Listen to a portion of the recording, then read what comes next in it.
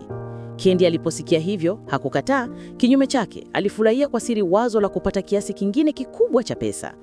Lakini wakati makubaliano yalipokuwa karibu kukamilika, ghafla yule msimamizi wa nyumba alivamia ndani, akavunja mazungumzo ya kila mtu na akamuita Kendi kwenye chumba chake cha kazi kwa mazungumzo ya faragha. Kama mzee mwenye hekima, alimshauri Kendi, lengo lao si wapiganaji, bali ni yule mtumwa wa kike. Kwa uchunguzi wangu, inaonekana sana kuwa yeye ni mke wa Django. Wakati huo, Kendi alitambua ghafla kuwa alikuwa ametapeliwa, lakini kwa asili yake ya ukatili, jambo muhimu zaidi kwake lilikuwa kuficha hisia zake. Aliporudi mezani, alikuwa amebeba sanduku dogo mkononi. Alipolifungua, ndani yake kulikuwa na fuvu lingine. Kifuvu hilo alikuwa mtumwa mzee mweusi, hata mzee kuliko msimamizi aliyekuwa amehudumia mababu wa Kendi. Kwa hivyo Kendi aliweka biashara kando kwa muda na akaanza kuzungumzia asili ya utumwa wa watu weusi. Alisema kwa uwazi, huyu msimamizi marehemu alikuwa akimnyoa babu yangu kwa miongo kadhaa. Kila mara aliposhika wembe, alikuwa na nafasi ya kumuua bwana wake, lakini hadi kifo chake hakuwahi kufanya hivyo. Sababu pekee ni kwamba roho ya utumwa ilikwisha penya hadi ndani ya mifupa yake. Baada ya kusema hayo, Kendi alitoa sehemu ya nyuma ya fuvu la kichwa cha yule msimamizi marehemu ili kila mtu aione. Kulingana naye, watu weusi wote walizaliwa wakiwa watumwa. Wakati huo alifichua ghafla njama Daktari King na Django na akaamuru watu wake wachukue bunduki. Kisha akamvuta Brumhilda kando yake, akitangaza kuwa yeye ni mali yake na angeweza kufanya naye chochote apendacho. Baada ya kusema hivyo, Kendi hata alinyanyua shoka akijifanya kana kwamba alikuwa anataka kumuua Brumhilda. Hata hivyo, mfanyabiashara hubaki kuwa mfanyabiashara tu. Mara moja alibadilisha sauti yake akidai Daktari King alipe bei kubwa ili kumnunua yule mtumwa wa kike. Usipokubali, unaweza kukutana na risasi. Daktari King hakuwa na chaguo lingine ila kutoa mkoba wake kwa unyenyekevu na kusaini mkataba wa dola 12,000. Baada ya hapo, Kendi alionekana kama mshindi. Daktari King alikaa kimya kwenye kiti chake bila kusema neno. Aliposikia mziki wa kejeli, Daktari King alitembea peke yake kuingia katika chumba cha kusomea cha Kendi. Kwenye rafu ya vitabu kulikuwa na kazi nyingi za Alexander Dumas. Majina mengi ya watumwa weusi huko yalitokana na vitabu vyake. Ilionekana wazi Kendi alikuwa shabiki mkubwa wa Alexander Dumas. Kwa kuwa hangeweza kutatua mzozo huo kwa nguvu, Daktari King alitumia maneno kumchokoza Kendi kiakili. Alisema kwa uwazi, Alexander Dumas alikuwa mweusi. Kendi aliposikia hivyo, tabasamu lilianza kufutika usoni mwake. Sio hivyo tu, aliongeza kwamba mimi na wengine hutumia Kijerumani kusema kwaheri kama ishara ya heshima, lakini leo nitakutakia kwaheri kwa Kiingereza. Baada ya kudhalilishwa kiasi hicho, Kendi hangeweza kumruhusu Daktari King aondoke kwa urahisi. Kwa hiyo akaamuru watu wake wamsimamishe, akisema kuna kanuni hapa, baada ya kukamilisha biashara, pande zote mbili lazima kukumbatiana kwa mikono. Lakini Daktari King hakukubali ombi hilo. Kulingana naye, kushikana mikono na Kendi hakutofauti na kushirikiana naye kwa uovu. Lakini kwa macho ya Kendi, Daktari King hakuwa ni chochote zaidi ya mtu ambaye hawezi kukubali kushindwa. Kwa ajili ya kiburi kake, alimlazimisha Daktari King kushika mkono wake. Wenginevyo atamuua Brumhilda. Daktari King alikuwa mtu mjasiri ambaye hakukubali kunyenyekewa, lakini katika hali hiyo hakuwa na njia nyingine ila kujifanya na kubali. Hata hivyo, alipokaribia, Daktari King alichomoa bastoli ndogo ya mfukoni. Kabla Kendi hajaribu chochote, risasi ilimpiga moja kwa moja moyoni. Msimamizi wa nyumba alipoona hayo, ndiye wa kwanza kumkumbatia Kendi, akilia kwa uchungu mkubwa. Upande mwingine, watu wa Kendi waliitikia haraka na kuanza kufyatua risasi. Risasi moja ilimpiga Daktari King na kumrupa nyuma. Ndani ya sekunde chache, hali iligeuka kuwa vurugu kamili. Django alipoona fraki yake ameuawa, alitumia nafasi hii ili kuchukua bunduki na kuanza mauaji makali. Kila risasi iliyopigwa, mtu mweusi alianguka. Sehemu hiyo ilionekana kama jukwaa lake mwenyewe Django. Wakati huo Django alikuwa amepoteza udhibiti kabisa. Hata kama ilibidi kupambana na watu wengi peke yake, hakutisikika. Si muda mrefu baadaye, alikuwa karibu kuangamiza wote weusi. Hata hivyo, msimamizi wa nyumba alitumia nafasi hii kuamuru mtu amkamate Brumhilda. Jango, akiwa hana chaguo lingine, alilazimika kujisalimu kwa unyenyekevu. Si muda mrefu, Jango alivuliwa nguo zote na kunyongwa kichwa chini, na vilevile mwanaume mweusi alinuia kutumia kisu kukata uume wake. Wakati wa hatari kabisa, yule msimamizi wa nyumba alitokea kwa muda kumzuia, lakini hakuja kumwombea Jango. Kama mtu mweusi mwenye uzoefu, alijua njia ya katili zaidi ya adhabu. Badala ya kumuua Jango papo hapo, aliamua kumuuza tena kwa wamiliki wa migodi ya watu weusi. Kilichokuwa kinamngojea Jango ni miezi ya mateso makali, maisha mabaya kuliko kifo. Kila siku angefanya kazi ngumu bila kupumzika migodini hadi kufa kwa uchovu. Lakini alimdharau Jango, hakujua kuwa alikuwa mwenye akili ya hali ya juu. Wakati wa safari kwenda kwa bwana wake mpya, Jango hakuruhusiwa hata kupanda gari. Alilazimika kutembea nyuma akiwa amefungwa kamba na kuvutwa na walinzi. Ukiangalia kwa makini, ilionekana wazi Jango alikuwa akipelekwa kwenye kifo chake. Wakati wa mapumziko, Jango alianza mazungumzo na walinzi. Alipoona kwamba hawajui lolote kuhusu maelezo yaliyofanyika, akamtotosesha kwa maneno. Alisema kwa sauti ya utalifu, "Mimi ni mwindaji wa zawadi." Wakati Jango alipokuwa akiwafafanulia walinzi hao, alisema, "Wakati nilipokuwa nikiwafuatilia mhalifu wangu, kwa bahati mbaya nilipotea na kuingia katika shamba la mtumwa. Matokeo yake walinipata na kunifanya kuwa mtumwa." Baada ya kusema hivyo, Jango hata alitoa tangazo la zawadi la zamani na akaanza kubuni hadithi kuhusu yule mhalifu. Walinzi watatu hao walionekana nusu kuamini maelezo ya Jango. Kisha Jango akacheza karata yake ya mwisho. "Mradi tu mniruhusu kuendelea na jukumu hili, baada ya kumaliza nitawapa nyinyi wote pesa zote za zawadi, maelfu kwa maelfu ya dola." Chini ya kishawishi cha fedha, walinzi wale hatimaye hawakuweza kujizuia na wakashawishika. Wakati huo huo, msimamizi mweusi aliyekuwa akipelekwa kwenye gari moja nao alianza kuthibitisha hadithi hiyo. Alisema, "Nilipomwona mara ya kwanza, kweli alikuwa amepanda farasi na amebeba bunduki, na kulikuwa na daktari mzungu aitwaye Daktari King pamoja naye."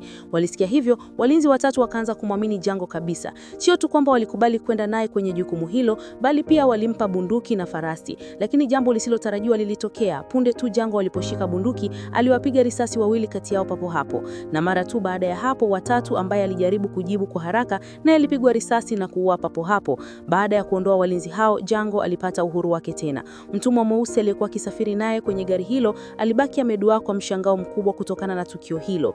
Jango alitembea kwa uthabiti kuelekea kwenye gari, akapanda farasi mwenye kasi akiwa amebeba bunduki yenye risasi za milipuko, na akaanza safari yake ya kulipiza kisasi. Akipiga mbio juu ya farasi, Jango alihisi ladha ya uhuru wa kweli kwa mara ya kwanza maishani mwake. Wakati huo Brumhilda alikuwa amefungwa ndani ya kibanda. Wazungu waliokuwa wakilinda lango la shamba walikuwa wakicheza karata kwa utulivu, huku mbwa wakibweka kwa sauti kali kutoka mbali. Jango alifungua mlango kwa nguvu na akaingia ndani. Baada ya mapigano makali, walinzi wote waliangushwa kwa urahisi. Kisha Jango akapata mwili wa Daktari King na akachukua hati za ununuzi wa Brumhilda. Alisimama kwa muda akimkumbuka rafiki yake aliyefariki. Baada ya hapo, Jango alimkomboa Brumhilda kutoka kifungoni. Lakini kila kitu hakikuwa kimekwisha bado. Jango alikuwa tayari amepanga mtego kwenye jumba la Kendi, akisubiri kurudi kwake kutoka makaburini akiwa na kiburi. Jango alijitokeza kwa utulivu gorofani. Kwa risasi chache tu aliangamiza walinzi wote wa Kendi pamoja na familia yake yote. Alipowaona watumwa weusi wakiteremka kwa hofu, Jango hakuwafukuza wala kuwadhuru, aliwaacha waende zao huru. Wakati huo msimamizi mzee mwaminifu pekee ndiye aliyebaki ndani ya chumba. Madhila yote yaliyotokea yalihusiana naye moja kwa moja. Jambo la kuchekesha ni kwamba wawili hao walianza kuambiana matusi, wakitukanana kwa maneno kama wewe mweusi, kana kwamba hawakuwa wa jamii moja. Msimamizi huyo alitupa fimbo yake chini. Ilibainika kwamba miaka yote ile alikuwa akijifanya kuwa kiweta ili kuonekana hana madhara. Sababu ya kuwa mtulivu hivyo ni kwamba alikuwa na uhakika bunduki ya Jango ilikuwa haina risasi tena. Lakini hakutarajia kwamba Jango alikuwa na bunduki nyingine. Jango hakuchagua kumua mara moja, badala yake alipiga risasi miguu yake yote miwili, kimfanya kuwa kiweta wa kweli. Ingawa alikuwa amelala chini akilia kwa maumivu, msimamizi huyo aliendelea kuongea bila kukoma. Kama alivyotendewa hapo awali, Jango hakumpa kifo cha haraka.